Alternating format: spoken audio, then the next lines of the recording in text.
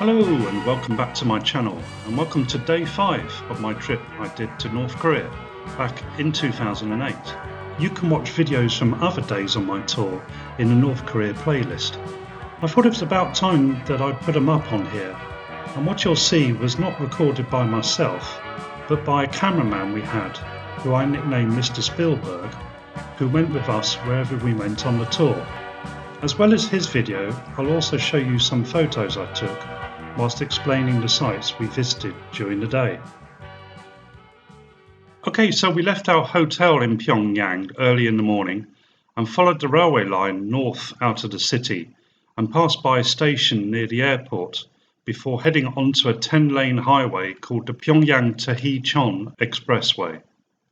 We were heading to a place called Myohyangsan, which means mysterious fragrant mountain, and named after mystic shapes and fragrances found in the area.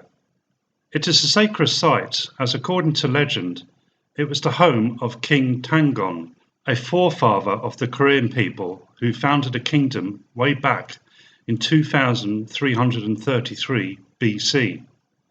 After about 2 hours, we reached our destination, nestled in some green hills beside a stream which looked crystal clear. According to my local guidebook that I bought during the tour, the mountains here are home to 700 species of plants, 33 species of beasts, 115 different types of birds, and over 200 types of fish. Myohyangsan is located about 160 kilometers northeast of Pyongyang and is famed for being the location of the International Friendship Exhibition.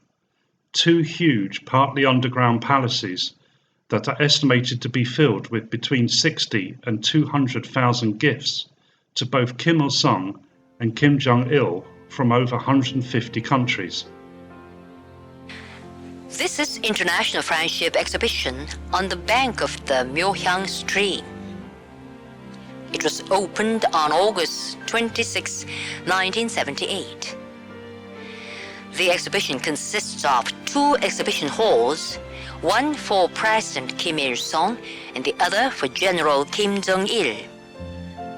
On display there are gifts reverentially offered to President Kim Il-sung and General Kim Jong-il by heads of party, state and government, prominent figures and people from all walks of life of foreign countries, overseas Koreans and South Koreans.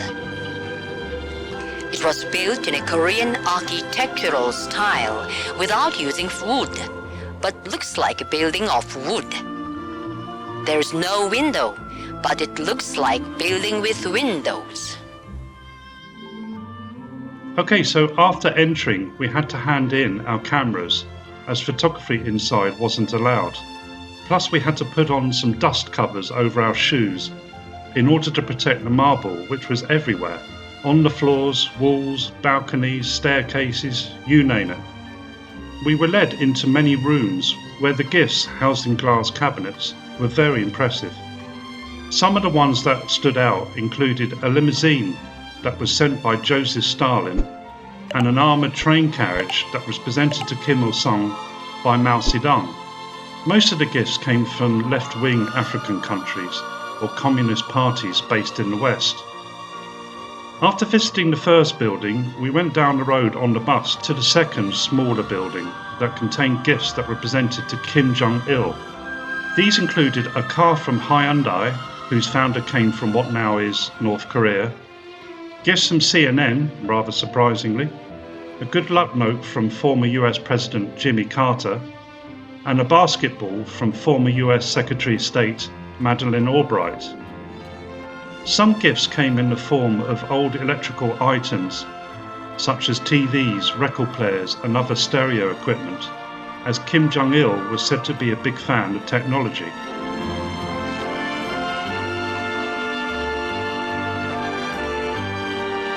This is Bohyun Temple. It is one of the 5 biggest temples in Korea. It was built in 1042 and so has existed for 1,000 years. Primarily, it was composed of 24 buildings and tower. It was the biggest temple in North and South Pyongyang provinces and the center of Buddhism in the area north of the Chungcheon River. It was destroyed by the bombing of the US imperialists during the Korean War, but restored to its original state. If one is to go into the main shrine of the Pohyun Temple, one should go through Joge Gate, Haetal Gate, Cheonwang Gate, and Manse Pavilion. The main shrine shows the superiority of Korean national architectural art. In front of the main shrine, there is 13-storied octagonal tower, which is 8.6 meters high and has 104 wind bells.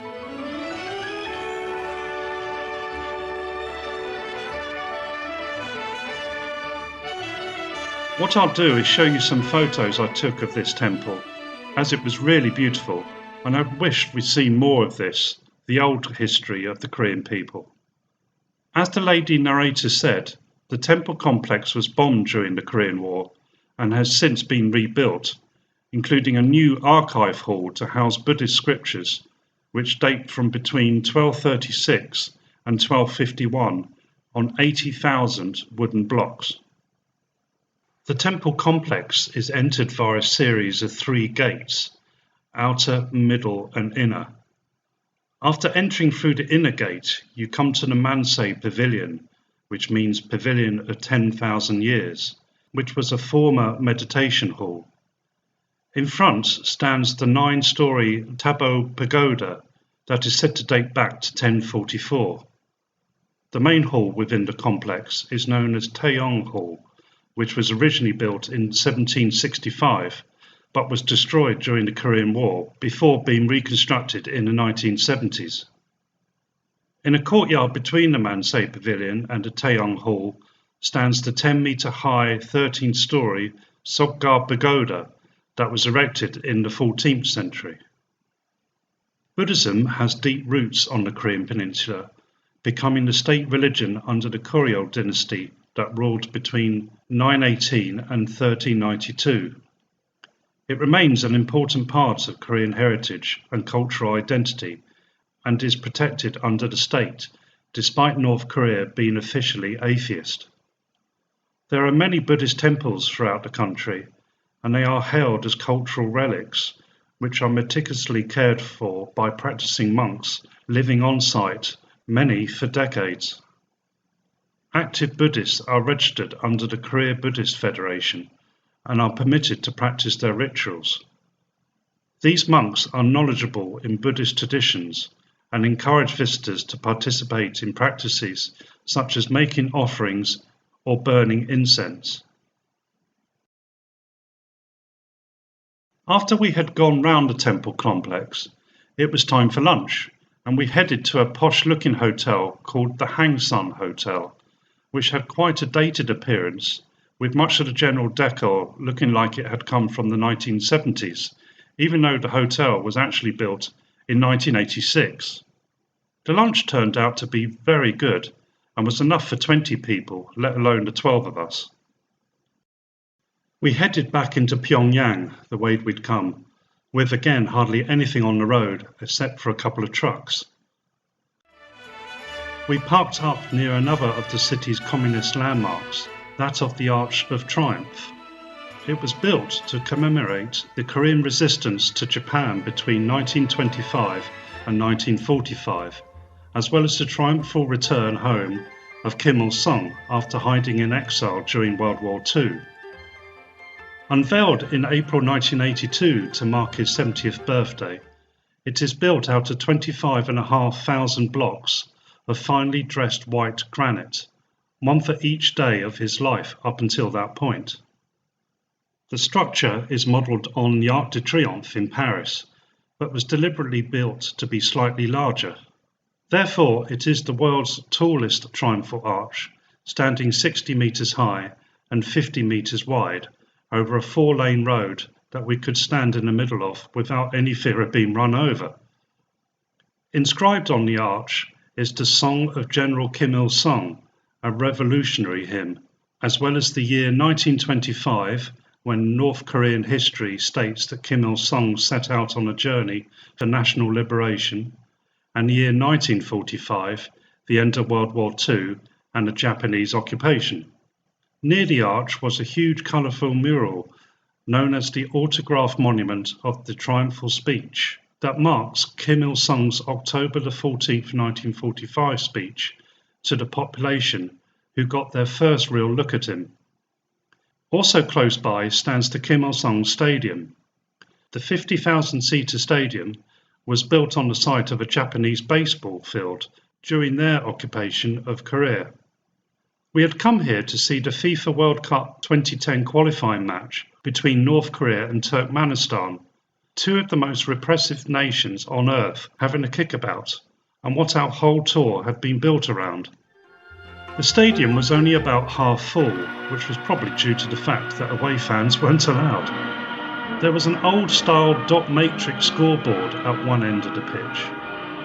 We could also see that the match was going to be broadcast on TV, as there were a few TV cameras near to where we were sitting.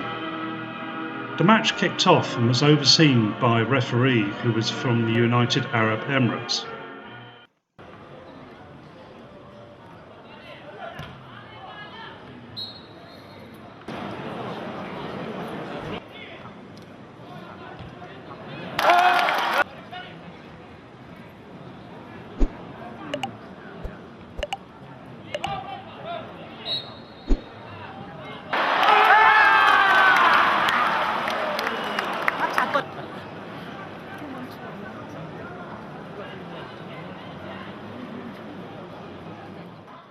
Turkmenistan ruled the first 10 minutes before North Korea came close to scoring twice with a shot that hit a post and one that was saved by the goalkeeper, which Mr Spielberg actually captures. Where else in the world are you allowed to bring in your own professional-looking video camera into a football match? Yeah, the referee will say that, and especially if it was like the last minute and they were 1-0 up. These guys here, these are the ones that were at fault, not the referee. The adjudicator should sit down and look at it later on and say, it's blatant. You're trying to get the other guy in trouble. North Korea had a very quick number 10 and number 11, who were the best players on the pitch, along with a blonde Turkmen player. Yeah, so all the time these guys, these FIFA folks, aren't doing anything.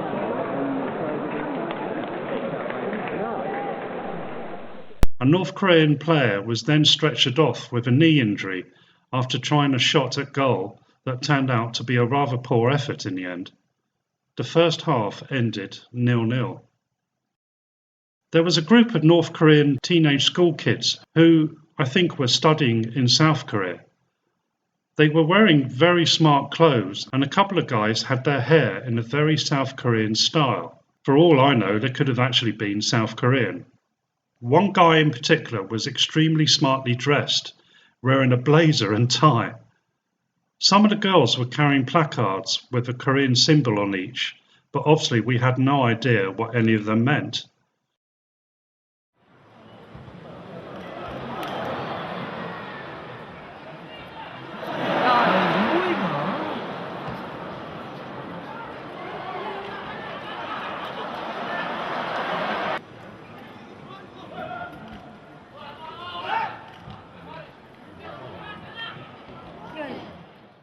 The second half saw the North Koreans score, and so the crowd erupted by clapping loudly, as did we. I'm afraid Mr Spielberg misses the goal, and so probably won't ever get a job on Match of the Day.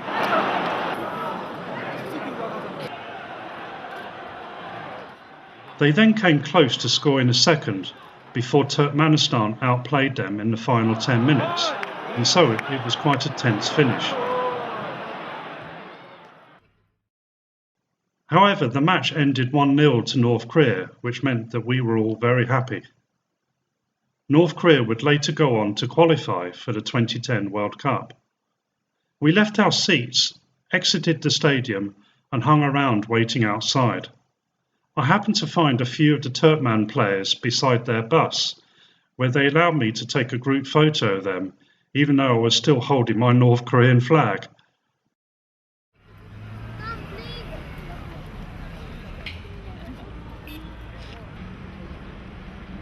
We all then had a tour group photo while standing in front of the stadium. We then got back on our bus, which had been parked up in the stadium's car park, and we headed out of the city on another 10-lane road called the Youth Hero Highway. One of our guides explained that the highway was so called because it had been built by students and people under the age of 30. Completed in the year 2000, it's a point of national pride. Upon further research, some reports I've read state that some 50,000 young volunteers built it by hand, as North Korea couldn't afford fuel to run machinery.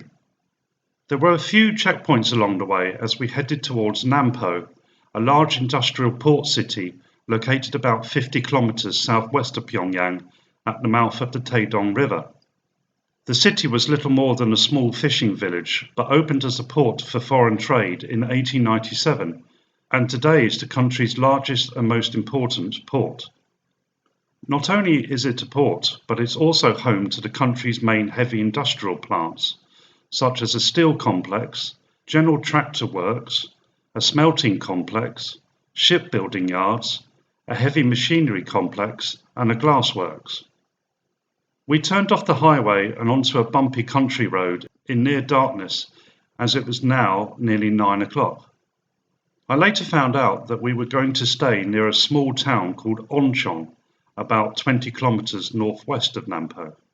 The road seemed to improve the further we went, and we soon came to a wall that featured a checkpoint gate and guard box. I could just make out 2 guards who were carrying rifles as they waved us through. We then drove to a large building that had the words Service Centre on a sign above 2 large wooden doors. Our guide stepped off the bus and went inside to collect our room keys before returning and handing them to us. Instead of merely walking to where we would be staying the night, the bus started off again and took us past some large villas that were spread out amongst trees and shrubs. It transpired that we would be staying in a few of them, and I was to share one with 2 guys on my tour, Mike from Denmark and Icelandic Torfi. The bus dropped us off outside our villa, where we each had a room to ourselves on the upper floor. My room was very large and looked like it hadn't been decorated since the 1970s, with features such as a large floral carpet and a white wooden wall cabinet that had plenty of mirrored doors. However, the pièce de résistance was to be found in the bathroom, a very deep hot tub bath that could be filled with hot mineral water. The whole complex, known as Myohyangsan Hot Spring House, featured around half a dozen large posh villas that used to be holiday homes for North Korea's top officials, but now seem to be given over to tourists. I headed back to the main service centre building that contained a games room, karaoke room, billiard tables, and a large restaurant where we were to eat dinner. There were some large fridges in the restaurant that contained such luxuries as cans and bottles of Coca-Cola, along with chocolate bars such as Twix, Bounty and Kit Kat that we just hadn't seen anywhere else on the tour. Dinner was again very good and plentiful, with bottles of beer as well as cider. And that was day 5 of my tour to North Korea. Hope you enjoyed it. And if you did, then why not give me a like, comment down below, and also why not subscribe to my channel so you don't miss any more videos from North Korea. For now, thanks for watching, and I'll see you in the next video. Bye for now.